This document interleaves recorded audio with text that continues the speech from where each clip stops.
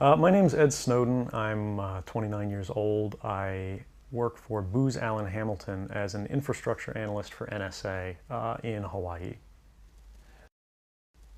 What are some of the positions that you held previously within the intelligence community? I've been a systems engineer, systems administrator, senior advisor for the Central Intelligence Agency, solutions consultant, and a telecommunications information systems officer. One of the things people are going to be most interested in trying to understand who you are and what you're thinking is there came some point in time when you crossed this line of thinking about being a whistleblower to making the choice to actually become a whistleblower. Walk people through that decision-making process. When you're in positions of privileged access, like a systems administrator for these sort of intelligence community agencies, you're exposed to a lot more information on a broader scale than the average employee. And because of that, you see things that may be disturbing, but over the course of a normal person's career, you'd only see one or two of these instances. When you see everything, you see them on a more frequent basis. And you recognize that some of these things are actually abuses. And when you talk to people about them, in a place like this where this is the normal state of business, people tend not to take them very seriously and move on from them. But over time, that awareness of wrongdoing sort of builds up, and you feel compelled to talk about it. And the more you talk about it, the more you're ignored, the more you're told it's not a problem, until eventually you realize that these things need to be determined by the public, not by somebody who was simply hired by the government. Talk a little bit about how the American surveillance state actually functions. Does it target the actions of Americans?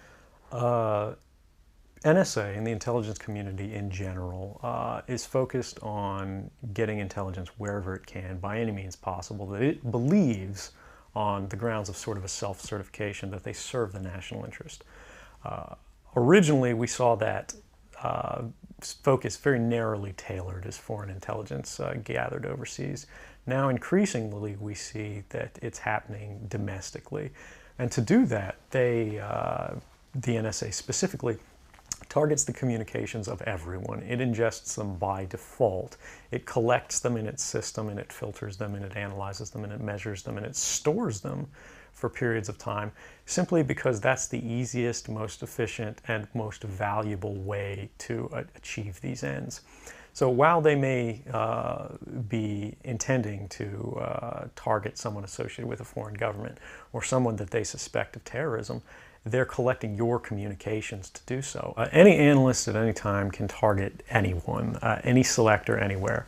Where those communications will be picked up depends on the range of the sensor networks and the authorities that that analyst is empowered with. Not all analysts have the ability to target everything, but I, sitting at my desk, certainly had the authorities to wiretap anyone, from you or your accountant to a federal judge to even the president if I had a personal email.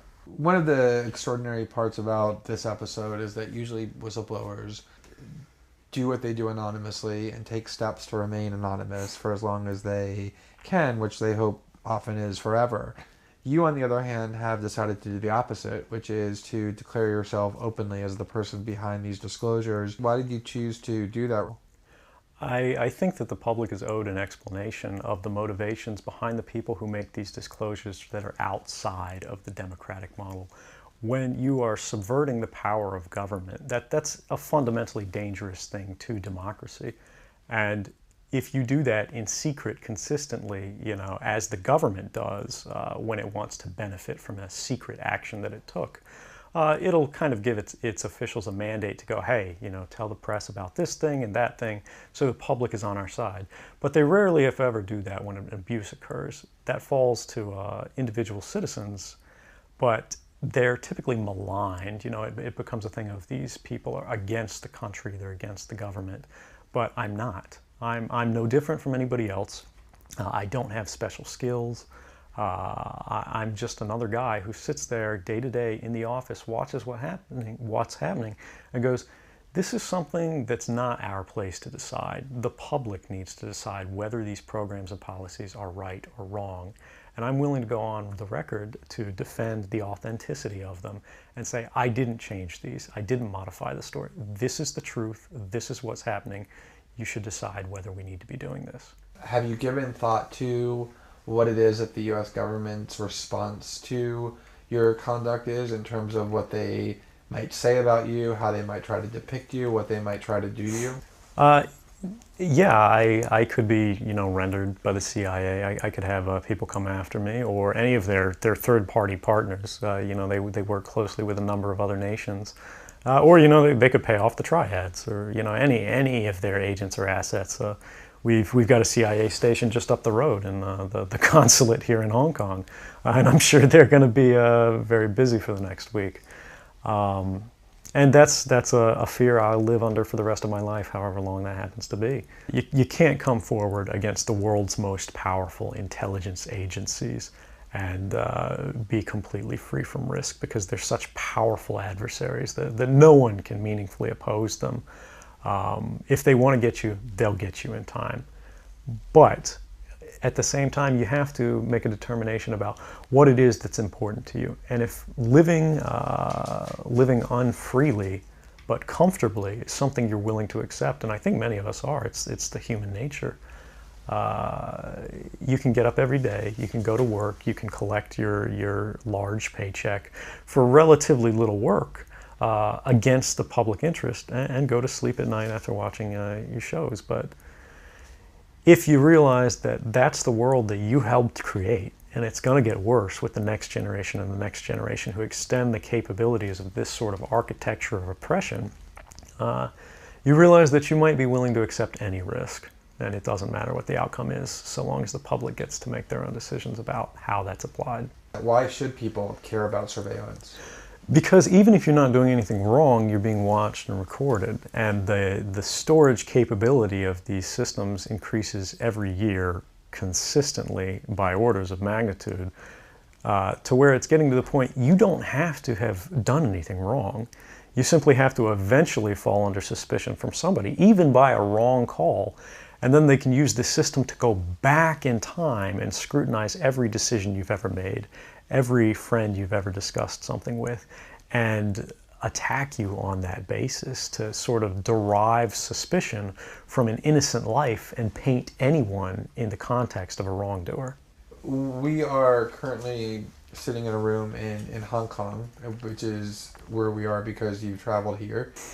Talk a little bit about why it is that you came here, and specifically there are going to be people who will speculate that what you really intend to do is to defect to the country that many see as the #1 rival of the United States, which is China, and that what you're really doing is essentially seeking to aid an enemy of the United States with which you intend to seek asylum. Can you talk a little bit about that? Sure.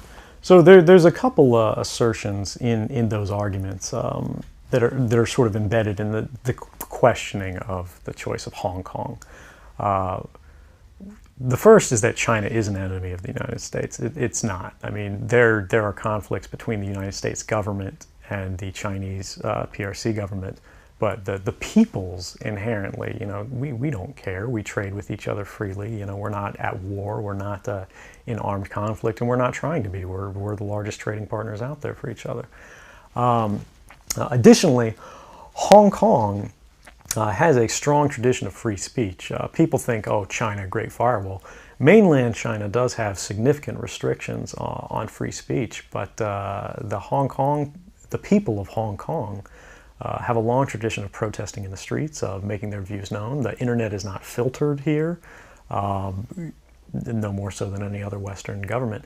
And I believe that the Hong Kong government is actually independent in relation to a lot of other leading Western governments. If your motive had been to harm the United States and help its enemies, or if your motive had been personal material gain, were there things that you could have done with these documents to advance those goals that you didn't end up doing? Oh, absolutely. I mean, anybody in the positions of access with the technical capabilities that I had could, suck out secrets, pass them on the open market to Russia. They always have an open door, as we do. I had access to, the full rosters of everyone working at the NSA, the entire intelligence community, and undercover assets all around the world, the locations of every station we have, what their missions are, and so forth. If I had just wanted to harm the U.S., that you could shut down the surveillance system in an afternoon. But that's not my intention, and I think for anyone making that argument, they need to think, if they were in my position, and you live a privileged life, you're living in Hawaii in paradise and making a ton of money, what would it take to make you leave everything behind? The greatest fear that I have regarding the outcome for America of these disclosures is that nothing will change. People will see in the media all of these disclosures. They'll know the lengths that the government is going to grant themselves powers unilaterally to create greater control over American society and global society. But they won't be willing to take the risks necessarily to stand up and fight to change things, to force their representatives to actually take a stand in their interests. And the months ahead, the years ahead, it's only going to get worse until eventually there will be a time where policies will change, because the only thing that restricts the activities of the surveillance state are policy. Even our agreements with other sovereign governments, we consider that to be a stipulation of policy rather than a stipulation of law. And because of that, a new leader will be elected. They'll flip the switch, say that because of the crisis, because of the dangers that we face in the world, some new and unpredicted threat, we need more authority, we need more power, and there will be nothing the people can do at that point to oppose it, and it'll be turnkey tyranny.